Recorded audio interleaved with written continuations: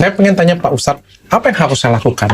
Contoh nih, saya pernah berdua dengan beliau, bahkan ketemu prakteknya di lapangan. Pada waktu itu adalah kasus seorang ibu hamil yang kehilangan anaknya secara goib dan tiba-tiba sihir. Saya dokter Pak Ustadz, saya belajar kedokteran, nggak mungkin namanya kehamilan itu bisa hilang.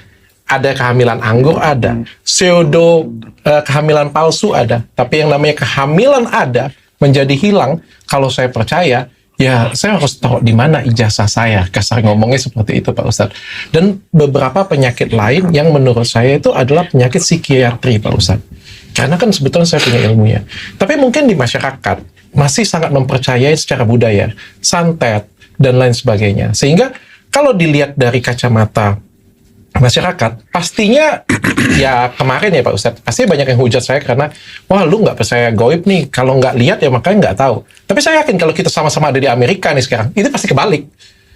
Kalau kita sama-sama ada di orang, ya dokter-dokter semua yang nonton ya gitu. Tapi saya harus bagaimana sih Pak Ustadz melihat masalah dan fenomena ini Pak Ustadz? Dr. Richard percaya sihir nggak? Tidak. Oke. Itu dulu pondasi dasarnya. Nah, Karena memang sudah dasarnya nggak percaya. Kan gitu. Kita mulai dulu dari hal gaib. Apakah hal gaib itu ada atau tidak? Maka jawabannya mutlak ada. Hal gaib itu ada.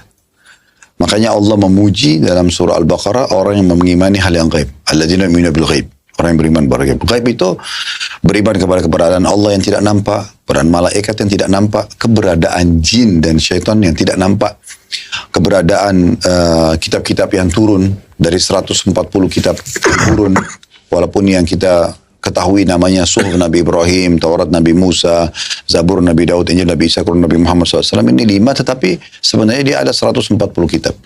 Pernah kita bahas di Syith, anaknya Nabi Adam, turun 50 kitab kepada beliau, Nabi Idris 30 kitab, dan seterusnya. Para nabi-nabi, 124 ribu nabi dan rasul, ada 315 rasul. Itu yang disebut nama dalam Al-Quran cuma 25. Sehingga masih banyak yang gaib buat kita nggak tahu. Hari kiamat kita tidak tahu. Bermulai dari alam barzah di kuburan, mulai hari kebangkitan, timbangan amal, surga dan neraka, ini semua gaib, tidak nampak. Begitu juga dengan takdir keputusan Allah. Sesuatu masa depan yang kita tidak tahu, tapi itu sudah ditentukan semuanya. Jadi memang yang gaib itu ada, dan Allah memuji orang yang beriman. Contoh rasional gaib itu ada, dan kita sebenarnya bisa rasakan. Sebenarnya apa yang kita rasa setiap hari, Dok? Contoh misalnya lapar, haus, marah, emosi, senang, bahagia, benci. Semua kita bisa rasakan, tapi kita nggak nampak wujudnya.